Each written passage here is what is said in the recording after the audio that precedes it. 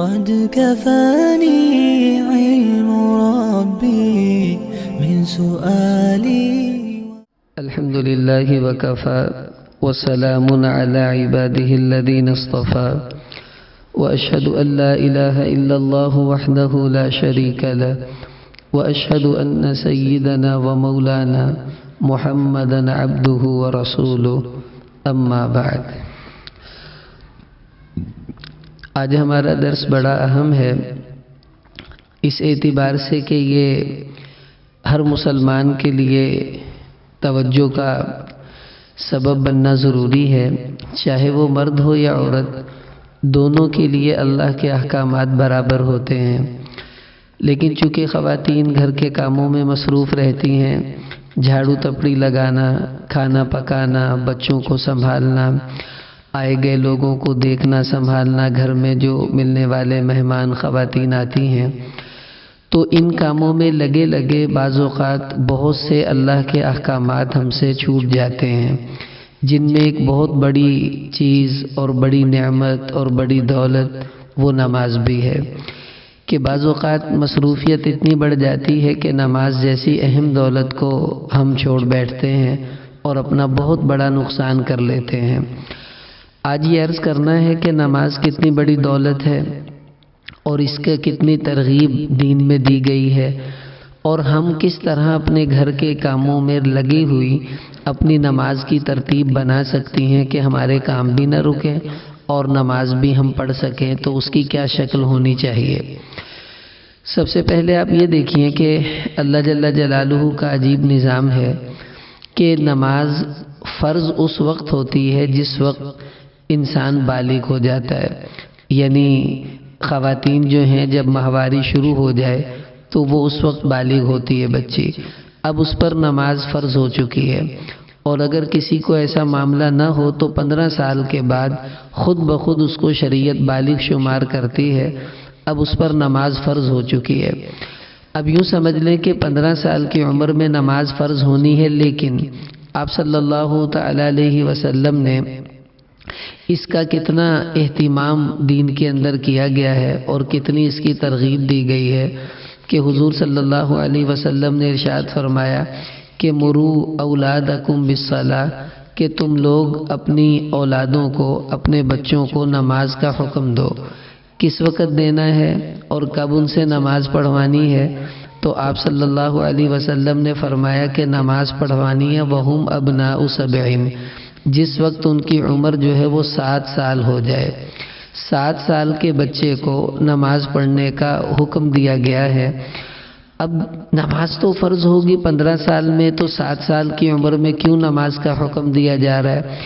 اس لیے کہ ابھی سے نماز پڑھنے کی عادت پڑے گی تو جب بالغ ہوگی، نماز پڑھنے کی قابل ہوگی، فرض ہوگی نماز، تو پہلے سے عادت بنی ہوگی تو پوری زندگی کبھی یہ نماز چھوڑے گی نہیں. اور فرمایا وَاضْرِبُوهُمْ عَلَيْهَا وَهُمْ أَبْنَاءُ 10 سنین. اور جب یہ بچے 10 سال کے ہو جائیں تو اب نماز نہ پڑھیں تو ان کی پٹائی کرو.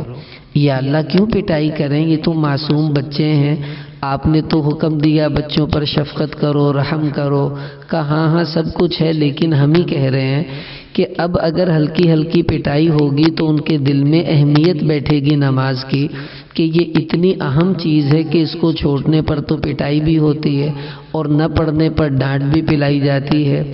حالانکہ بچے پر نماز فرض نہیں ہوئی ابھی، لیکن ہمارے دین میں اس کا اہتمام دیکھیں کہ ابھی نماز فرض نہیں ہوئی لیکن اس کے باوجود پہلے ہی نماز کے لیے تیار کیا جا رہا ہے، اس کی ترغیب دی جا رہی ہے اور اس کے لیے ذہن بنایا جا رہا ہے. اب یہاں سے آپ اندازہ لگا لیں کہ یہ اتنا بڑا نماز اللہ کا حکم ہے کہ اس وقت پڑھنے کی ترغیب دی جا رہی ہے جب ابھی فرض بھی نہیں ہوئی، تاکہ فرض ہونے سے پہلے پہلے یہ نماز کو سیکھ لے.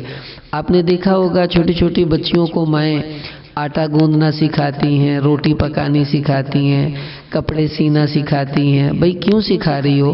کہ اگلے گھر جا کر تنگ نہیں ہوگی، کسی کی باتیں نہیں سنے گی. تو لوگ کہتے ہیں ارے پگلی ہو گئی ہو، ابھی تو چھوٹی سی ہے، وہ تو جب شادی ہوگی دیکھی جائے گی. تو مائیں جو سمجھدار ہوتی ہیں وہ کیا کہتی ہیں کہ ابھی سے کام کی عادت پڑے گی تو بڑی ہو کر کرے گی، اور یہاں سیکھ کر جائے گی تو اگلے گھر میں بھی کرے گی۔ اسی طرح اللہ تعالیٰ نے نماز کا ترتیب یہ بنائی ہے کہ بچپن سے ہی پڑھنے کی عادت پڑے گی تو بالغ ہو کر نماز کا اہتمام ہوگا، اور پھر کبھی موت تک نماز چھوڑنے کا ذہن نہیں بنے گا۔ یہ مزاج ہے ہمارے دین کا۔ اب آپ دیکھیے نماز کتنی اہمیت کی چیز ہے۔ آپ صلی اللہ علیہ وسلم نے ارشاد فرمایا، مسند احمد میں روایت ہے کہ مفتاح الجنت الصلاۃ، کہ نماز جو ہے یہ جنت کی چابی ہے۔ دیکھیں آپ گھر سے باہر چلی جائیں بازار تالا لگا کر، اور خدا نہ خواستہ وہاں آپ کی چابی گم ہو جائے تو اب آپ گھر میں کیسے جائیں گی؟ باہر کھڑی ہوئی ہیں، پریشان ہیں، پڑوسیوں کے گھر سے دیوار پھلانگ کر جانا وہ بھی بعض اوقات ناممکن ہوتا ہے، تو پھر تالا توڑتے ہیں، دروازہ توڑتے ہیں، کتنی مشقت ہوتی ہے اگر چابی گم جائے۔ تو ہمارے نبی کہہ رہے نماز جنت کی چابی ہے، تو جو نماز نہیں پڑھتی اس کے پاس جنت کی چابی نہیں ہوگی، تو وہ جنت میں جائے گی کیسے؟ جنت کا تالا ہے اور کھلے گا نماز کے ساتھ۔ تو اس لیے نماز کو جنت کی چابی کہا گیا کہ یہ ہوگی تو تم جنت میں جاؤ گی، اور اگر تم نماز ہی نہیں پڑھتی تو پھر جنت میں کیسے چلی جاؤ گی؟ کتنی بڑی اور اہم چیز ہے۔ پھر ایک حدیث میں آپ صلی اللہ علیہ وسلم نے فرمایا کہ الصلاۃ عمود الدین، کہ نماز دین کا ستون ہے۔ دیکھیے یہ جو چھت آپ کے سر کے اوپر کھڑی ہوئی ہے نا، یہ دیواروں پر کھڑی ہے، اور یہ دیوار اس کے لیے ستون کی طرح سے ہے۔ اگر دیوار گرا دی جائے تو یہ چھت بھی گر جائے گی۔ بالکل اسی طرح نماز ہے کہ دین میں اگر نماز کو ہٹا دیا جائے تو پورے کا پورا دین گر جائے گا، ختم ہو جائے گا، کیونکہ نماز ہی تو سب سے بڑی دولت ہے۔ جس وقت یہ طائف کے لوگ مسلمان ہونے کے لیے آئے آپ صلی اللہ علیہ وسلم کی خدمت میں، تو انہوں نے حضور سے بہت سی شرطیں لگائی کہ ہم مسلمان تو ہوں گے لیکن ہم جہاد نہیں کریں گے۔ آپ نے فرمایا کوئی بات نہیں۔ کہنے لگے ہم زکوٰۃ نہیں دیں گے۔ حضور نے فرمایا چلو مت دینا۔ کہا ہم روزہ نہیں رکھیں گے۔ آپ نے فرمایا چلو بھائی مت رکھنا۔ کہا حج نہیں کریں گے۔ آپ نے فرمایا اچھا بھائی مت کرنا۔ پھر کہنے لگے ہم نماز نہیں پڑھیں گے، تو حضور علیہ السلام نے فرمایا یہ نہیں ہو سکتا، میں تمہاری ہر شرط مانوں گا، تمہیں ہر رخصت دے سکتا ہوں، وہ دین جس میں سجدہ نہ ہو اس دین میں کوئی خیر نہیں، کہ تمہیں نماز پڑھنی ہوگی یہ میں تم سے معاہدہ نہیں کر سکتا۔ انہوں نے کہا اچھا جی چلو ہم پڑھ لیں گے، اور حضور نے صحابہ سے فرمایا کہ جب یہ نماز پڑھنے لگیں گے تو پھر سب کچھ کرنے لگ جائیں گے، پھر روزے بھی رکھیں گے، زکوٰۃ بھی دیں گے۔ کیوں کہ نماز پورے دین پر انسان کو کھڑا کر دیتی ہے۔ اتنی بڑی یہ دولت ہے نماز کہ جو انسان کو اتنی اہمیت کے ساتھ جو ہے وہ ہمیں دی گئی ہے۔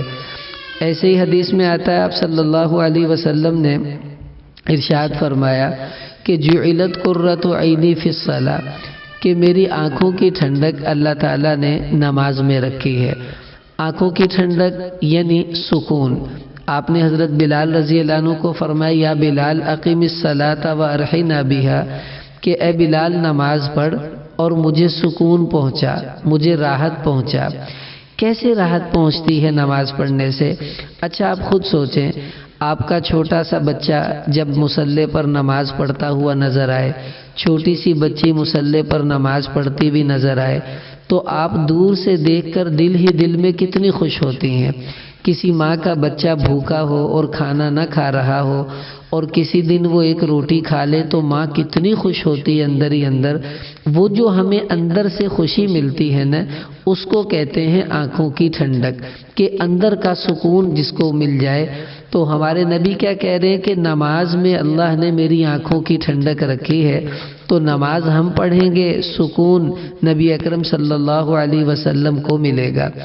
میں کالج پڑھتا تھا تو ہم لوگ ایک دفعہ کالج کی کینٹین پر بیٹھے ہوئے تھے، تو وہاں سموسے کھا رہے تھے، تو ایک رسالہ پڑھا ہوا تھا، تو میں نے اس رسالے میں ایک مضمون پڑھا، مجھے وہ آج تک بھولتا نہیں ہے۔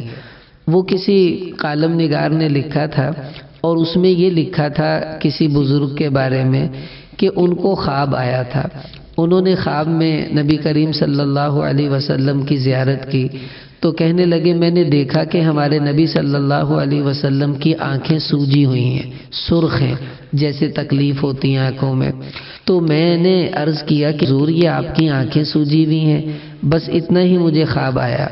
تو کہتے انہوں نے تعبیر پوچھی معبر سے، تو بھی اس کی کیا تعبیر ہے، حضور کی آنکھیں سوجی ہوئی دیکھی ہیں؟ تو وہ کہنے لگے کہ اس کی تعبیر یہ ہے کہ اللہ کے نبی کی جو امت ہے وہ نماز چھوڑ چکی ہے، کیونکہ نماز تو ہمارے نبی کی آنکھوں کی ٹھنڈک تھی، تو جو عورت نماز نہیں پڑھتی وہ اپنے نبی کی آنکھوں کو تکلیف دیتی ہے۔ اور یہ جو خواب آپ نے دیکھا کا اس کا مطلب بھی یہی ہے کہ لوگوں کو نماز پر لاؤ کہ نماز نہ پڑھنے سے ہمارے نبی کو تکلیف ہوتی ہے اور پڑھنے سے ہمارے نبی کو راحت پہنچتی ہے۔ تو یہ کتنی بڑی بات ہے۔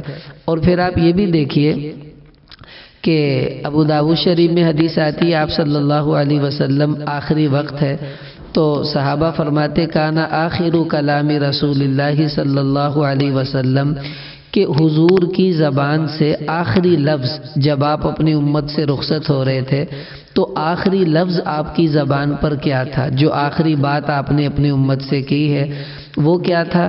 الصلاۃ الصلاۃ، اے میری امت نماز پڑھتے رہنا، اے میری امت نماز پڑھتے رہنا۔ اچھا آپ دیکھیں اللہ پاک سب کے والدین کی زندگی میں برکت عطا فرمائے۔ کبھی ایسا ہوتا ہے کسی کا باپ دنیا سے رخصت ہو رہا ہو اور وہ مرتے ہوئے اپنی بیٹی کو نصیحت کر دے کہ بیٹی میں مر جاؤں تو یہ کرتی رہنا، تو وہ بیٹی دنیا کا ہر کام چھوڑ دے گی، وہ نہیں چھوڑے گی جو اس کے باپ نے مرتے وقت کہا۔ کیوں؟ وہ کہے گی یہ میرے ابا کی آخری نصیحت تھی، یہ تو میں ہر حال میں پوری کر کے رہوں گی۔ اب آپ دیکھیں ہمارے کیا ساری دنیا کے انسانوں کے ماں باپ ہمارے نبی صلی اللہ علیہ وسلم کی جوتیوں پر قربان کیے جا سکتے ہیں، تو جب اپنے باپ کی اتنی اہمیت ہے کہ اس کی بات کو ہم اتنے وزن دیں تو کیا ہمارے نبی کی بات کی کوئی اہمیت نہیں کہ جو ہم سے اتنا پیار کرتے، راتوں کو ہمارے لیے رویا کرتے، اللہ سے ہمارے لیے دعائیں مانگا کرتے تھے، وہ ہمیں جاتے ہوئے کہہ رہے ہیں کہ میری امت نماز پڑھتے رہنا، اے میری امت نماز پڑھتے رہنا۔ تو اس سے ہمیں سوچنا چاہیے کہ ہمیں کتنا زیادہ نماز میں مگن ہونا چاہیے اور کتنا اس کا اہتمام کرنا چاہیے۔ نمازیوں کی ہمارے نبی قدر فرمایا کرتے تھے۔ ایک حدیث میں آتا ہے، مسند احمد میں روایت ہے، حضور علیہ السلام نے ایک صحابی کو ایک غلام دیا کام کرنے کے لیے، اور اس کو دینے کے بعد فرمایا کہ یہ لے جاؤ اور اس کو مارنا نہیں ہے۔ کیوں؟ قد نہیت عن ضرب اہل الصلاۃ، کا اللہ نے مجھے منع کیا ہے کہ کسی نماز پڑھنے والے کو تم نے مارنا نہیں ہے، یعنی نمازیوں کو مارنے سے ہمیں منع کیا گیا ہے۔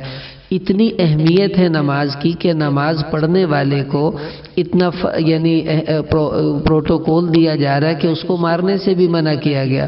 پھر نماز ایسی عجیب دولت ہے، ابو داؤد شریف میں حدیث آتی ہے، آپ علیہ السلام نے فرمایا کہ اللہ نے مجھے یہ کہا کہ انی فرضت علی امتی کا 5 صلوات، کہ اے میرے محبوب میں نے آپ کی امت پر 5 نمازیں فرض کی ہیں، اور میں نے اپنے لیے اس بات کا وعدہ کر لیا ہے کہ انہ من جاء یحافظ علیہن لوقتہن، کہ جو بھی آپ کی امتی، آپ کا امتی مرد ہو یا عورت، اگر وہ ان 5 نمازوں کو وقت پر ادا کرے تو ادخلتہ الجنہ، تو میں اس کو اپنی ذمہ داری پر جنت میں داخل کروں گا۔ اللہ نے وعدہ لیا ہے کہ بس 5 نمازیں پڑھ لے تو میں سیدھا سیدھا اس کو جنت میں داخل کر دوں گا۔ اور آپ خواتین کے لیے تو اور آسان، ایک روایت میں آتا ہے حضور علیہ السلام نے فرمایا کہ جو عورت 3 کام کا اہتمام کر لے، یہ قیامت والے دن اللہ جنت کے 8 دروازے کھول دیں گے، جس سے جی چاہے یہ جنت میں چلی جائے، بس 3 کام کر لے۔ ایک کام کیا کرنا ہے؟ اپنی عزت آبرو کی حفاظت کرے، دوسرا اپنے خاوند کی فرما برداری کرے، تیسرا 5 وقت نماز کا اہتمام کرے۔ یہ 3 کام کر لے، قیامت میں اللہ جنت کے 8 دروازے کھول دیں گے، جس سے جی چاہے جنت میں چلی جائے۔ کتنی بڑی سعادت کی بات ہے۔ پھر آپ یہ بھی دیکھیے ہمیں تو نماز جو ہے، آپ نے اسکول میں جو بچیاں پڑھی ہیں سبھی پڑھی ہوں گی، تو ہم نے دیکھا ہوگا پیپر آتے تھے تو اس پہ لکھا ہوتا تھا پہلا سوال لازمی ہے، باقی کوئی سے 2 سوال کریں 3 کریں۔ جو پہلا نہیں سوال کرتا وہ فیل ہو جاتا ہے کیونکہ وہ لازمی سوال ہے۔ اب ہمارے نبی فرما رہے اول ما یحاسب بہ العبد یوم القیامت الصلاۃ، قیامت والے دن سب سے پہلے جس عمل کا حساب ہوگا، پہلا سوال قیامت والے دن نماز کا ہوگا۔ فَإِن صَلُحَتْ صَلُحَ سَائِرُ عَمَلِهِ، کہ اگر کسی کی نماز اچھی ہوئی اور پوری ہوئی تو اس کے سارے عملوں میں اللہ اسے پاس کر دیں گے۔ وَإِن فَسَدَتْ فَسَدَ سَائِرُ عَمَلِهِ، اور اگر اس کی نماز ٹھیک نہ نکلی، پوری نہیں پڑی، ٹھیک نہیں پڑی، تو اس کے سارے عملوں کو اللہ خراب کر دیں گے۔ اگر ہماری نماز قائم ہے صحیح طور پر تو امید یہ ہے اللہ ہر عمل کو قبول فرمائیں گے۔ نماز نہیں ہے تو پھر کچھ بھی نہیں ہے، یہ اچھی طرح سمجھ لیجئے۔ پھر یہ ایسی عجیب، دیکھیے جیسے ہم گھر کی صفائی کرتی ہیں، صبح آندھی آئی تو ظہر سے پہلے گھر دھو لیا، صاف ہو گیا، پھر کوئی مٹی پڑی عصر پر وقت دھو لیا، صاف ہو گیا۔ تو ہمارے نبی صلی اللہ علیہ وسلم فرما رہے کہ الصلوات الخمس، کہ جو 5 نمازیں ہیں اور جمعہ ہے اور رمضان کے روزے ہیں، کا مکفرات ما بینہن، کہ ایک نماز دوسری نماز کے درمیان ہونے والے تمام گناہوں کا کفارہ بن جاتی ہے۔ مثلا ابھی آپ نے ظہر پڑھی تو فجر سے لے کے ظہر تک جتنے گناہ کیے تھے ظہر پڑھنے کی وجہ سے اللہ نے وہ سب معاف کر دیے۔ اب عصر پڑھیں گی تو ظہر سے عصر تک جتنے ہوئے اللہ وہ معاف کر دیں گے۔ تو کیا خوش بختی ہوگی اس عورت کی جو 5 نمازیں پڑھے اور کوئی گناہ بھی اس کے ذمے نہ ہو، اللہ سب معاف کر دیں۔ یہ ہمارے لیے سعادت کی بات ہے۔ اور دیکھیں اگر خدا نہ خواستہ ہم نے نماز چھوڑی، یہ بہت نقصان کا سودا ہے۔ حدیث میں آتا ہے آپ صلی اللہ علیہ وسلم نے فرمایا کہ جو مرد اور عورت نماز پڑھتے ہیں تو کانت لہو نوراً و برہانا، نماز قیامت والے دن اس کے لیے نور بنے گی، اس کے لیے دلیل بنے گی، اس کی نجات کا ذریعہ بھی بنے گی۔ اور جو عورت نماز نہیں پڑھے گی، ہمارے نبی فرما رہے ولم یکن لہو نور ولا برہان، نہ تو اس کے پاس کوئی نور ہوگا، نہ اس کے پاس کوئی بچنے کی دلیل ہوگی، اور نہ دوزخ سے نجات کا کوئی ذریعہ۔ اور جو خطرناک بات ہے وہ یہ ہے وَكَانَ يَوْمَ الْقِيَامَةِ مَعَ فِرْعَوْنَ وَحَامَانَ وَأُبَيَّ بْنَ خَلَفٍ، حضور علیہ السلام نے فرمایا اس عورت کا حشر قیامت والے دن فرعون، حامان اور ابی بن خلف کے ساتھ ہوگا۔ یعنی جس طرح وہ بڑے بڑے اللہ کے نافرمان تھے، نماز چھوڑنے والی کو بھی اللہ تعالیٰ ان کے ساتھ کھڑا کریں گے کہ کم تو بھی نہیں ہے، جس طرح انہوں نے مجھے ناراض کیا تو بھی ایسے ہی ناراض کرتی رہی۔ اب آپ دیکھ لیجیے کتنے خطرے کی بات ہے، کتنے خطرے کی بات ہے۔ ایک حدیث میں آتا ہے آپ صلی اللہ علیہ وسلم نے فرمایا کہ من ترک الصلاۃ لقی اللہ وہو علیہ غضبان، کہ جس نے نماز چھوڑ دی وہ قیامت میں اللہ سے جب ملے گی تو اللہ پاک غصے میں ہوں گے اس کو دیکھ کر۔ آپ دیکھیے خدا نہ خواستہ کسی کا خاوند اس سے ناراض ہو، ماں باپ ناراض ہوں، اور وہ گھر میں آئے اور خاوند غصے میں بیٹھا ہو، ماں باپ غصے میں بیٹھے ہو، تو کتنا ڈر لگتا ہے۔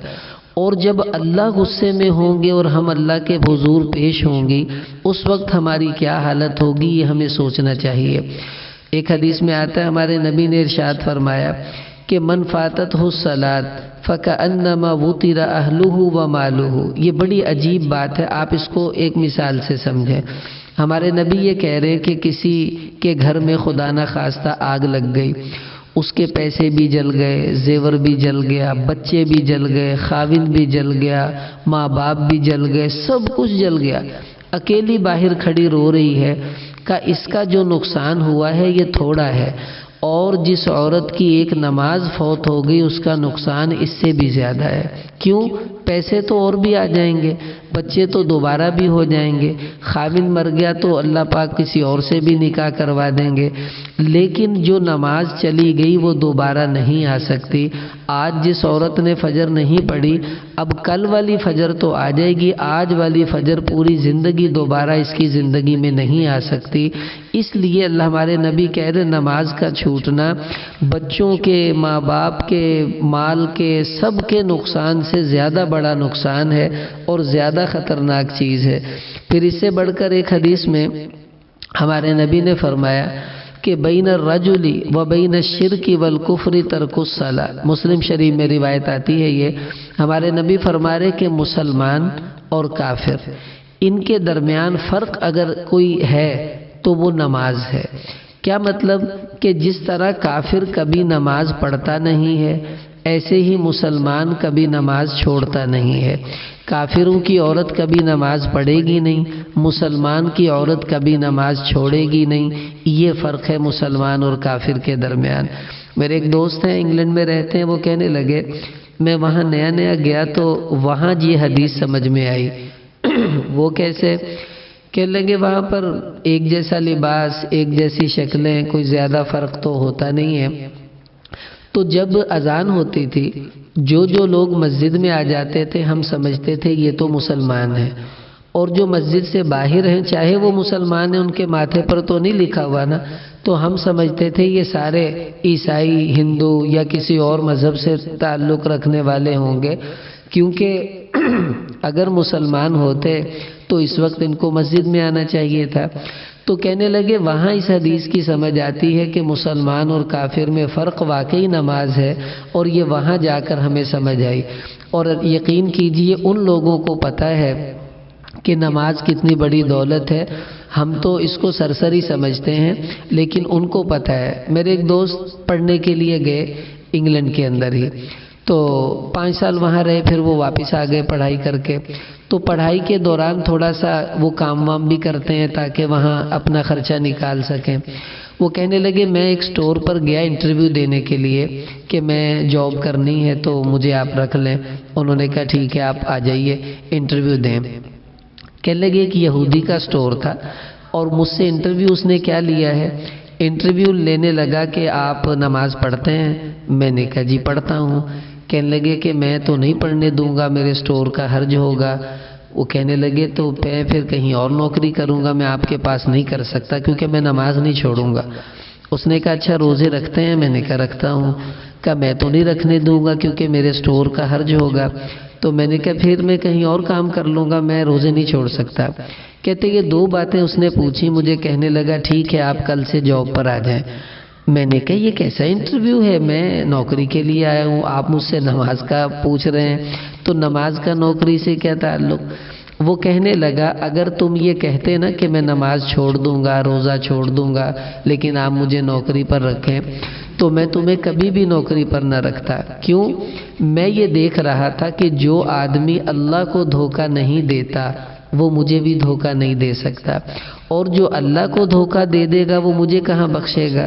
تو چونکہ تم نے یہ کہا کہ میں نوکری چھوڑ سکتا ہوں نماز نہیں، تو میں سمجھ گیا کہ یہ انسان اپنے اللہ کو دھوکہ نہیں دیتا تو مجھے بھی نہیں دے گا، اس لیے میں نے تمہیں نوکری پر رکھا ہے۔ ان کافروں کو پتہ ہے کہ نماز کتنی بڑی دولت ہے، ہم تو یقین کریں اتنی بڑی نعمت کے ہونے کے باوجود اس کی قدر نہیں کر پا رہے۔ ہمارے ایک دوست ہیں، انہوں نے بتایا کہ ان کے کوئی رشتہ دار ہیں، وہ علاج کروانے کے لیے گئے آسٹریلیا میں۔ جب گئے تھے ایک بھی نماز نہیں پڑھتے تھے، جب وہاں سے آئے تو 5 نمازیں پڑھنے لگ گئے۔ ارے بھئی آپ نے کیسے نماز شروع کر دی؟ کہنے لگا مجھے کافروں نے نمازی بنایا۔ بھئی تمہیں کافروں نے کیسے بنا دیا؟ کہنے لگے میں وہاں ہاسپٹل میں ایڈمٹ ہو گیا تو مجھے کچھ پٹھوں کا مسئلہ تھا، صبح ڈاکٹر آیا، مجھے کہا کھڑے ہو جاؤ، میں کھڑا ہو گیا، ہاتھ باندھ لو، میں نے باندھ لیے، سانس کھینچو، کھینچ لیا، رکوع میں جانے کو کہا بھی ایسے ہو جاؤ، میں ایسے ہو گیا، کھڑے ہو جاؤ، ہو گیا، اب کہتا سر زمین پر رکھو، میں نے کر دیا۔ جیسے ہم نماز پڑھتے ہیں اس نے ویسی ہی ورزش کروائی۔ کہتا 2 دن تو ایسے ہوا، میں کیا یار ਉੱਥੇ ਮੌਲਵੀ ਮੈਨੂੰ ਪਿੱਟ ਕੇ ਕਹਿ ਕੇ ਨਮਾਜ਼ ਪੜ੍ਹ ਲਾ ਮੈਂ ਉਹਨਾਂ ਦੀ ਤਾਂ ਮੰਨੀ ਨਾ, ਤੇ ਇੱਥੇ ਮੈਂ ਪੈਸੇ ਵੀ ਦੇਈ ਜਾਨਾ ਤੇ ਨਮਾਜ਼ਾਂ भी पढ़ी जाना बगैर वुज़ू, तो फ़ायदा की। कहता मैंने कहा डॉक्टर साहब ये आप क्या करवाते हैं? उसने कहा भाई तुम्हारा ये इलाज है। कहता मुझे उस वक़्त समझ आई, ओहो हमारे नबी ने हमें 5 नमाज पढ़ने का हुक्म इसीलिए तो दिया है कि मेरी उम्मत की सेहतें भी ठीक रहें, ईमान भी ठीक रहे, जिस्म भी ठीक रहे। तो कहने लगा वहाँ मुझे पता चला नमाज कितनी बड़ी दौलत है। तो मुझे तो काफिरों ने नमाजी बना दिया, मैं उनकी वजह से नमाजी बना हूँ। इसलिए आज अल्लाह ने हमें मौका दिया है, अब हम इस मौके को ज़ाया न करें। हदीस में आता है हमारे नबी एक कब्र के पास से गुजरे, तो आपने पूछा कि ये किसकी कब्र है? लोगों ने कहा जी फलां आदमी की कब्र है। तो हमारे नबी ने फरमाया एक बात बताऊं, का रकअतानी अहब्बु इला हादा मिन बक़ियति दुनियाकुम। इस कब्र वाले से अगर पूछोगे ना तो ये तुम्हें बताएगा कि पूरी दुनिया से ज़्यादा कीमती चीज़ 2 रकत नमाज है, क्योंकि अब उसको दुनिया का फ़ायदा कब्र में नहीं हो रहा, अगर हो रहा है तो उसकी नमाज का फ़ायदा हो रहा है और वो उसको कब्र में पहुंच भी रहा है। इसलिए आज अल्लाह ने हमें मौका दिया है 4 सजदे कर लें। आप देखिए जब कोई औरत फौत हो जाती है तो हम गुस्ल देती हैं, तो गुस्ल देने के बाद हम खुशबू लगाती हैं। कहाँ खुशबू लगती है पता है आपको? उसकी पेशानी पर, उसकी नाक पर, उसके हाथों की उंगलियों पर, उसके घुटनों पर और उसके पाँव की उंगलियों पर। अरे यहाँ क्यों लगा रहे हैं? इसलिए कि जब ये सजदा करती थी तो इन्हीं जगहों पर सजदा होता है, पाँव, घुटने, हाथ, नाक, पेशानी। तो अल्लाह के नबी ने एजाज़ क्या किया कि जो उज़्व जिस्म का सजदे में नमाज में इस्तेमाल होता था वहाँ खुशबू लगाओ, यही इस काबिल है कि इसे खुशबूदार किया जाए। और हदीस में आता है कि जब किसी मुसलमान को किसी बदअमली की वजह से दोज़ख में डाला भी जाएगा तो उसके सारे जिस्म को दोज़ख की आग खा सकती है, उसके हाथ को खा जाएगी, पेट को खा जाएगी, हर जगह उसको असर करेगी। लेकिन जो सजदे की जगह है यानी पेशानी वाली, इस जगह को दोज़ख की आग भी नहीं नुकसान दे सकती, कि अल्लाह ने दोज़ख पर लाजिम कर दिया है कि तुमने इस जगह को नहीं खाना। ये कितने बड़े एजाज़ और सआदत की बात है। इसलिए आज हमें मौका, यकीन करें हम तो बहुत पीछे रह गई, लोग तो बहुत आगे निकल गए। ये मोहम्मद यूसुफ खिलाड़ी था, ईसाई था यूसुफ यूहन्ना, ये मुसलमान हुआ तो सईद अनवर ने वहाँ मदरसे में बयान किया तो उसने बताया कि मैंने इसके मुसलमान होने के 1-1.5 साल के बाद इससे ये सवाल पूछा कि यूसुफ भाई आपकी नमाज़ों का क्या हाल है? तो वो कहने लगा कि सईद भाई अल्हम्दुलिल्लाह पूरा 1 साल हो गया है, हम लोग दूसरे मुल्कों में भी गए हैं, पाकिस्तान में भी खेले हैं, अल्हम्दुलिल्लाह पूरे साल में 1 दिन भी मेरी तहज्जुद की नमाज क़ज़ा नहीं हुई। ये नया मुसलमान है और उसका जज्बा देखें कि 1 दिन भी वो तहज्जुद नहीं छोड़ रहा, और हम पुरानी मुसलमान होकर नमाज़ें छोड़ती जा रही हैं, हमें परवाही कोई नहीं। ये बहुत बड़े ख़तरे की बात है। अब मैं अर्ज़ करता हूँ कि हमें घर में रहकर तरतीब कैसे बनानी है। देखें हमारा दीन ये नहीं कहता कि मेहमानों को डील ना करो, बच्चों को ना संभालो, खाविंद को वक्त ना दो, घर के काम काज ना करो। नहीं नहीं, सब कुछ करना है, इन्हीं कामों में रहते हुए नमाज भी पढ़नी है। उसमें सबसे बड़ी दौलत ये याद रख लें, कोशिश करें हर वक्त बावुज़ू रहा करें। जो औरत हर वक्त बावुज़ू रहेगी ना, हदीस में आता है वो हमारे नबी सल्लल्लाहु अलैहि वसल्लम ने फरमाया कि तबलुगुल हिलियतु मिनल मुमिन हैसु यबलुगुल वुज़ू। जब आप वुज़ू करती हैं ना तो जहाँ जहाँ तक वुज़ू का पानी जाता है अल्लाह ताला क़यामत वाले दिन जन्नत में वहाँ वहाँ तक आपको ज़ेवर पहनाएंगे। अब देखो दुनिया में 2 कड़े बनाने होते हैं तो मुसीबत लगती है, और वहाँ तो कोहनियों तक अल्लाह सोना ही सोना भर देंगे वुज़ू की बरकत से। हर वक्त बावुज़ू रहा करें। हमारे नबी सल्लल्लाहु अलैहि वसल्लम ने फरमाया, बुखारी शरीफ में हदीस आती है कि क़यामत वाले दिन अल्लाह मेरी उम्मत को बुलाएंगे गुर्रन मुहज्जलीन, और मेरी उम्मत जो है جہاں جہاں وضو کرتی ہے وضو والی جگہیں اس کی چمک رہی ہوں گی تو میں وہاں سے پہچان جاؤں گا کہ یہ میری ہی امت ہے۔ چہرہ چمکدار، بازو چمکدار، پاؤں چمکدار، جہاں وضو کا پانی لگتا ہے۔ اور جب تک بندہ باوضو رہتا ہے فرشتہ اعمال نامے میں نیکیاں لکھتا رہتا ہے۔ جب تک باوضو رہیں گی آپ کے گناہ جھڑتے رہیں گے۔ مفت کی نیکی ہے، کچھ کرنا بھی نہیں، بس وضو میں رہنا ہے، ثواب ملتا رہے گا۔ اور حدیث میں آتا ہے کہ جب انسان وضو کرتا ہے تو خرجت خطایاہ من جسدہ حتی تخرج من تحت اظفارہ، مسلم شریف کی روایت ہے کہ اللہ پاک وضو کرنے کی برکت سے سارے گناہوں کو نکال دیتے ہیں۔ جو ناخنوں کے نیچے بھی کہیں گناہ چھپا ہوتا ہے اللہ اس گناہ کو نکال کر بندے کو معاف کر دیتے ہیں۔ یہ کتنی بڑی سعادت اور کتنی خیر کا سودا ہے۔ اس لیے ایک تو یہ نیت کریں ہر وقت باوضو رہا کرے، اس کا فائدہ یہ ہوگا وضو تو ہے، جو ہی اذان ہوئی مصلی بھی اللہ اکبر فوراً نماز شروع کر دیں گی۔ اور وضو میں آپ دیکھیں ہمیں ملتا کیا ہے، ایک تو نہیں یہ گناہ معاف ہو رہے ہیں، وضو کے ساتھ آپ خواتین مسواک کا بھی اہتمام کیا کریں۔ مسواک صرف مردوں کے لیے سنت نہیں ہے، عورتوں کے لیے بھی سنت ہے۔ حدیث میں آتا ہے ہمارے نبی صلی اللہ علیہ وسلم نے فرمایا کہ رکعتان بسواک افضل من 70 رکعتا بغیر سواک۔ ایک عورت نے مسواک سے وضو کیا، ایک عورت نے بغیر مسواک کے وضو کیا، دونوں نے 2 رکعت نماز پڑھی۔ جس عورت نے بغیر مسواک کے وضو کیا تھا اس کو 2 رکعتوں کا ثواب، اور جس نے مسواک کر کے وضو کیا اس کو 70 رکعتوں کا ثواب ملے گا۔ اب آپ اندازہ لگائیں کتنا اجر بڑھ جاتا ہے۔ اور ہمارے نبی علیہ السلام نے فرمایا کہ مجھے اگر اپنی امت پر مشقت کا خوف نہ ہوتا تو میں ان کو حکم دیتا کہ ہر نماز کے ساتھ مسواک کیا کریں۔ اور فرمایا کہ جبریل مجھے اتنا مسواک کی ترغیب دیتے، اتنا مسواک کی ترغیب دیتے کہ لقد خشیت ان احفی مقدم فیہ، مجھے یہ ڈر لگنے لگا کہیں مسواک کر کر کے میرے مسوڑے نہ میں چھیل بیٹھوں، اتنا وہ کہتے تھے مسواک کرو مسواک کرو۔ تو ایک تو یہ نیت کر لیں کہ مسواک، اور ساتھ ہی ساتھ جو ہے وہ وضو کا اہتمام کرنا ہے۔ اگر آپ کا وضو ہوگا پھر انشاءاللہ آپ ہر وقت نماز کے لیے ریڈی ہیں، کیونکہ جو ہی اذان ہوگی وضو تو ہے فوراً نماز پڑھ لیں گی۔ اب گھر میں ترتیب کیا بنانی ہے؟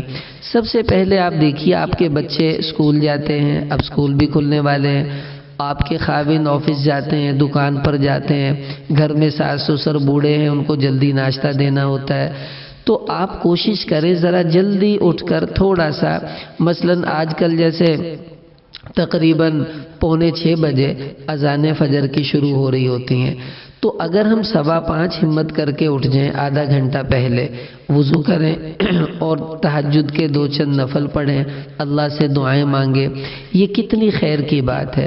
آپ دیکھیے اللہ نے قرآن میں اپنے نیک بندوں کی صفات کیا بتائی ہیں کہ والذین یبیتون لربہم سجدا وقیاما، کہ یہ اللہ کے نیک بندے اور بندیاں راتوں کو یوں گزارتی ہیں کہ یا سجدے میں ہوتی ہیں یا قیام میں ہوتی ہیں۔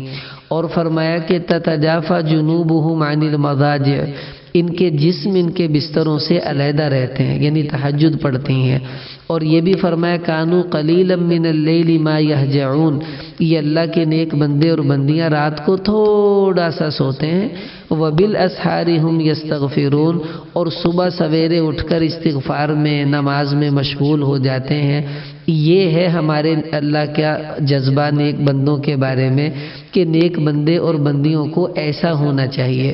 اب آپ دیکھیے حدیث میں آتا ہے قیامت میں اللہ اعلان فرمائیں گے کہ این الذین کانت تتجافی جنوبہم عن المضاجع، کہاں ہیں وہ مرد اور عورتیں جن کے جسم ان کے بستروں سے علیحدہ رہتے تھے، یعنی تہجد پڑھنے والے۔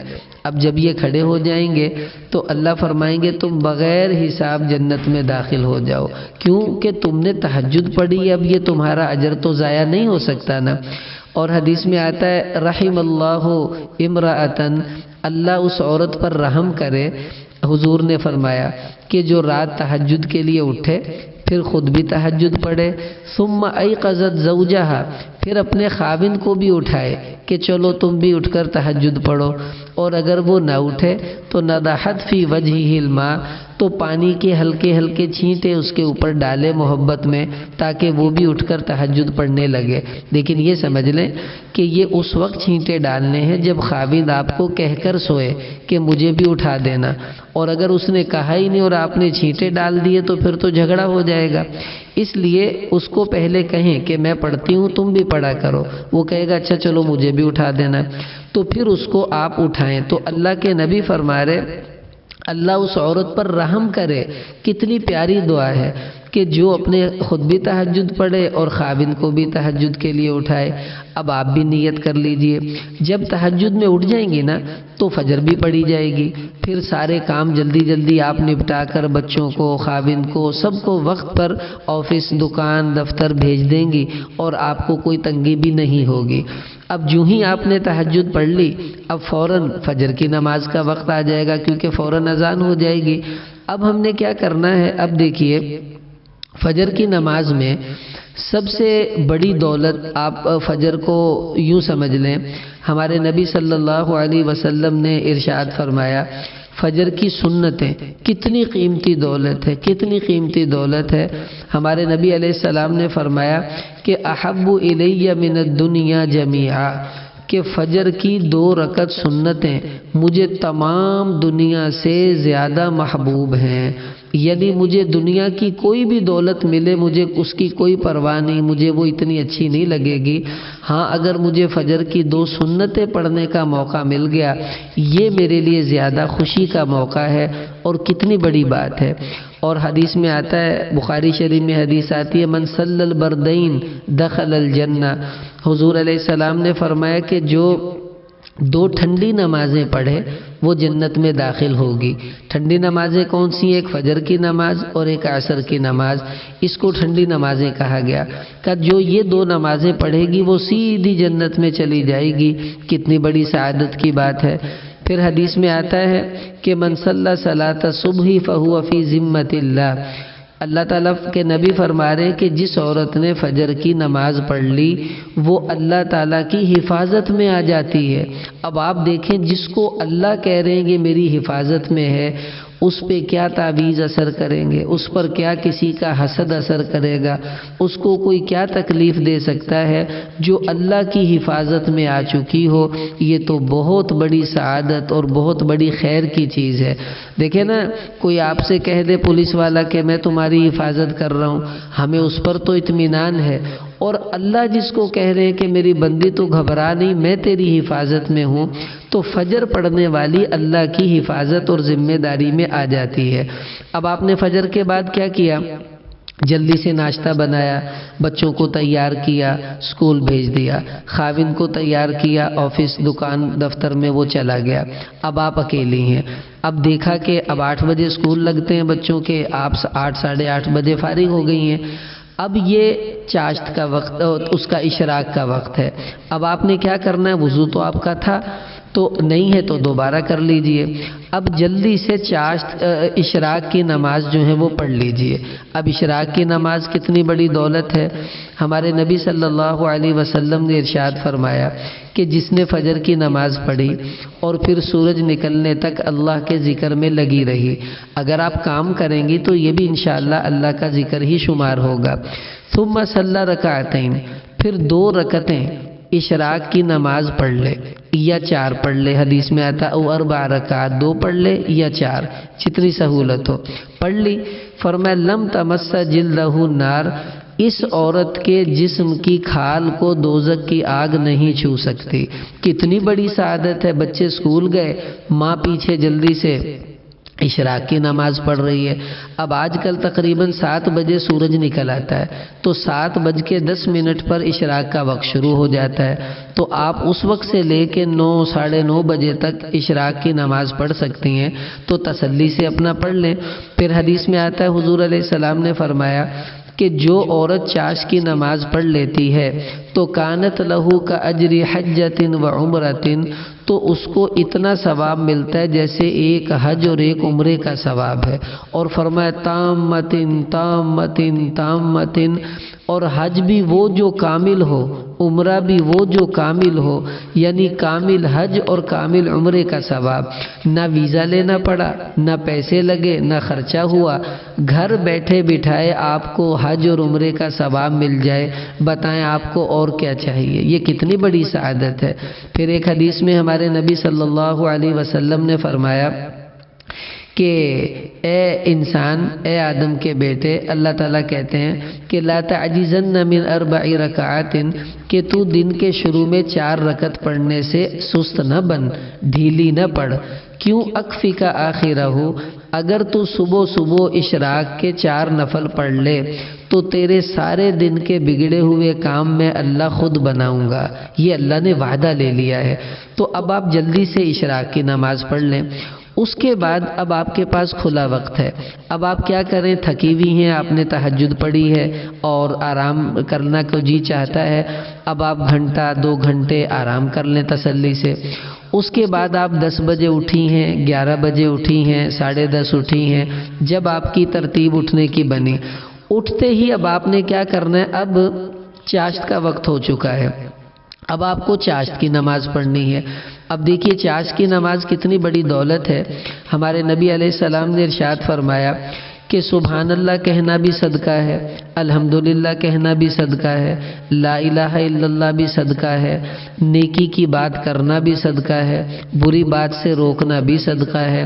اور فرمایا کہ وَيُجْزِئُ مِنْ ذَلِكَ رَكَعَتَانِ، اور اگر کوئی چاشت کے 2 نفل پڑھ لے تو یہ تمام صدقوں سے زیادہ اس کو ثواب مل جائے گا۔ اس نے کچھ بھی نہیں کیا، بس 2 رکعت چاشت پڑھ لے تو کتنے صدقوں کا اجر اللہ اس کو دے دیتے ہیں۔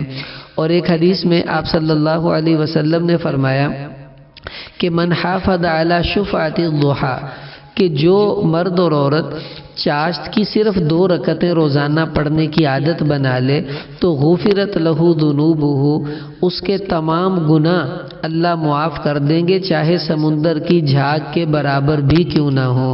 کتنی بڑی سعادت ہے۔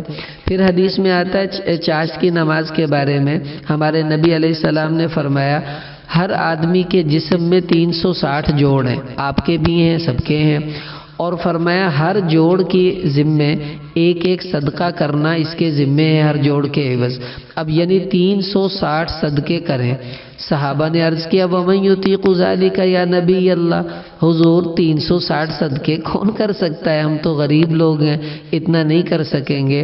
آپ علیہ السلام نے فرمایا دیکھو کہ اگر تم 2 رکعت چاشت کی نماز پڑھ لو، صرف 2 رکعت پڑھ لو، تو فرمایا تجزیؤ کا، تو یہ 2 رکعتیں پڑھنا تمام جسم کے 360 جوڑوں کا صدقہ شمار ہو جائے گا۔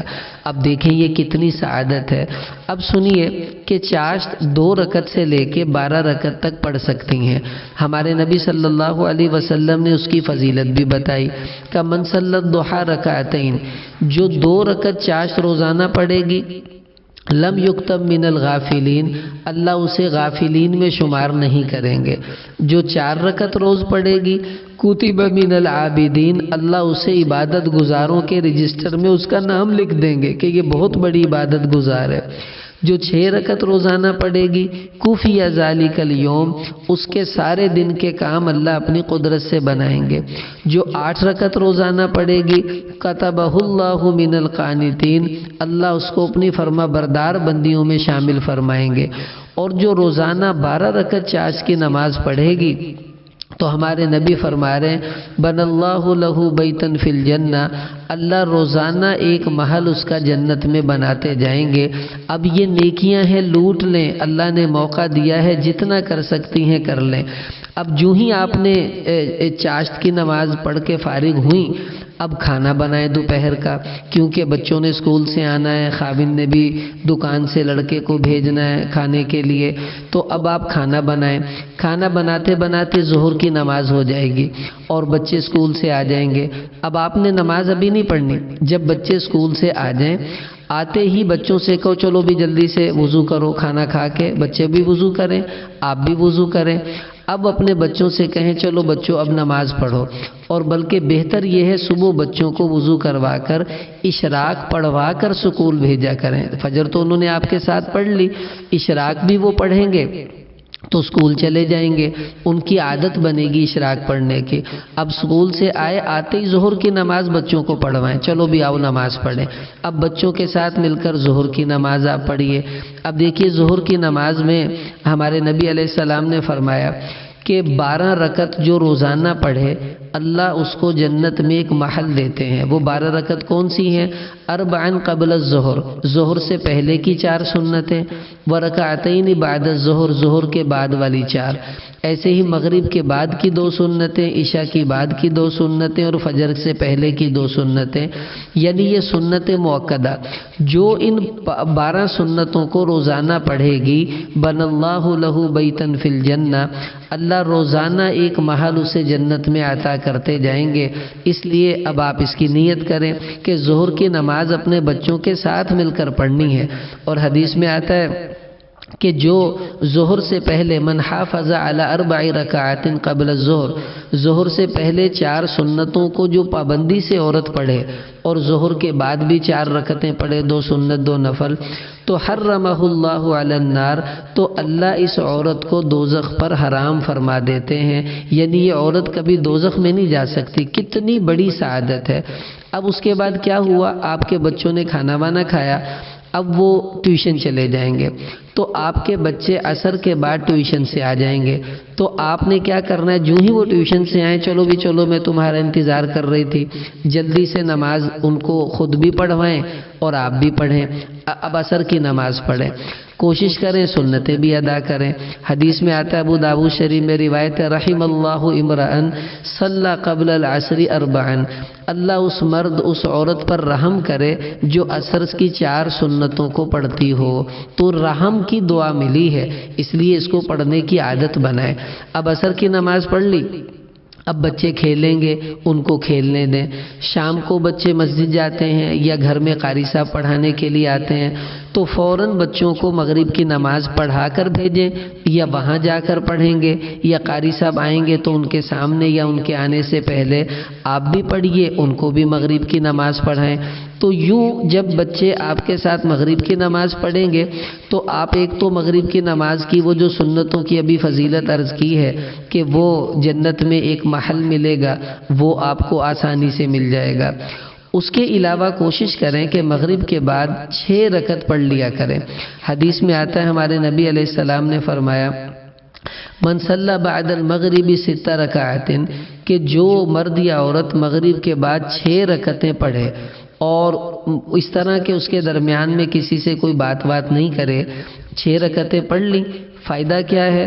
فرمایا کہ عدلنا لہو بعبادتی 12 سنتن، تو اللہ تعالیٰ اس کو 12 سال کی عبادت کے برابر ثواب عطا فرماتے ہیں۔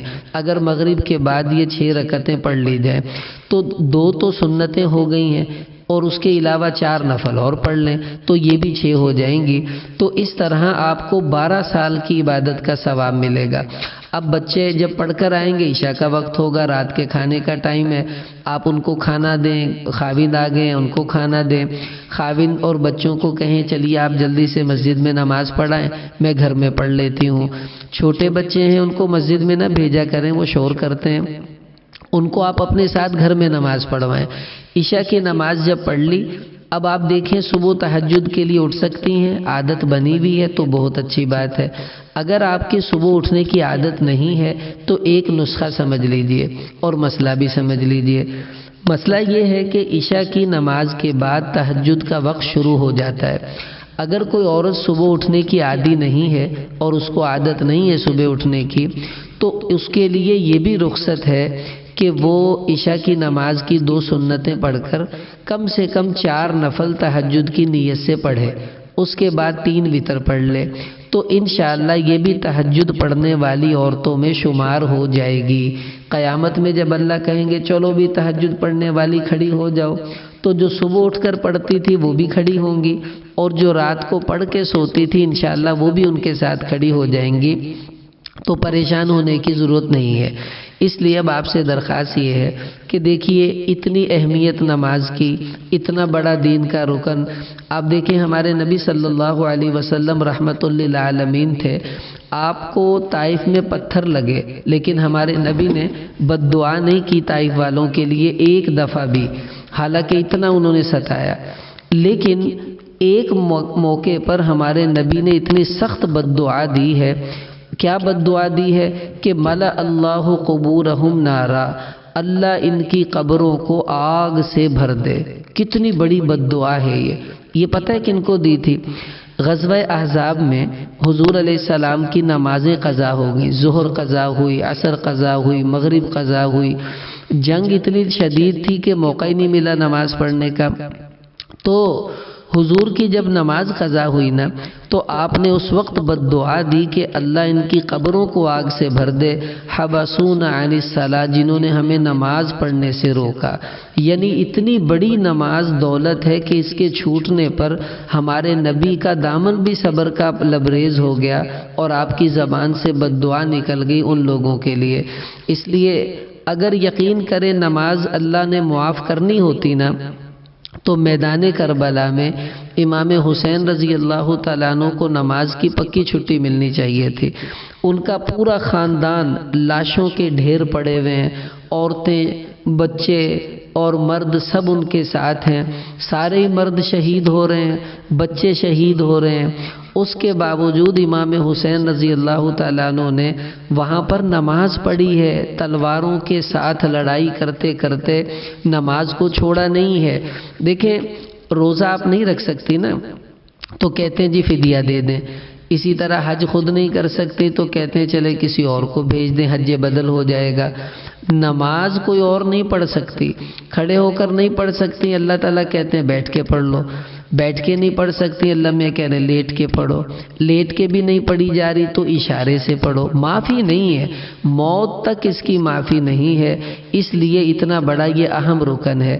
اب جو ہو چکا آج سے پہلے اللہ سے معافی مانگیں، توبہ کر لیں اور سوچیں کہ جتنی نمازیں آپ کی رہ گئی ہیں ان کو قضا کرنے کی کوشش کریں، اور قضا صرف فرائض کی ہوتی ہے، سنت و نفلوں کی قضا نہیں ہوتی، بس صرف فرض پڑھنے ہیں اور عشاء کے وتر بھی۔ اور آئندہ نیت کر لیں کہ میرا ہر کام چھوٹتا ہے چھوٹ جائے لیکن میں نے نماز نہیں چھوڑنی۔ کوشش کریں کہ اذان ہوتے ہی نماز جلدی پڑھ لیا کریں تاکہ بے فکری ہو، ایسا نہ ہو کہ میں کام میں لگی رہی تو بعد میں کہ نماز ہی قضا ہو جائے۔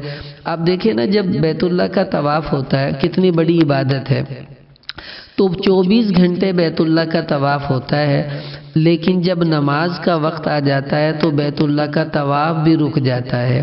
اتنا اہم رکن ہے نماز کے بیت اللہ کا طواف رک جاتا ہے، اور ہماری جھاڑو تپڑی نہیں رک سکتی، ہماری ہنڈیا روٹی نہیں رک سکتی، ہمارے کپڑے دھلنے والے نہیں رک سکتے تھوڑی دیر کے لیے۔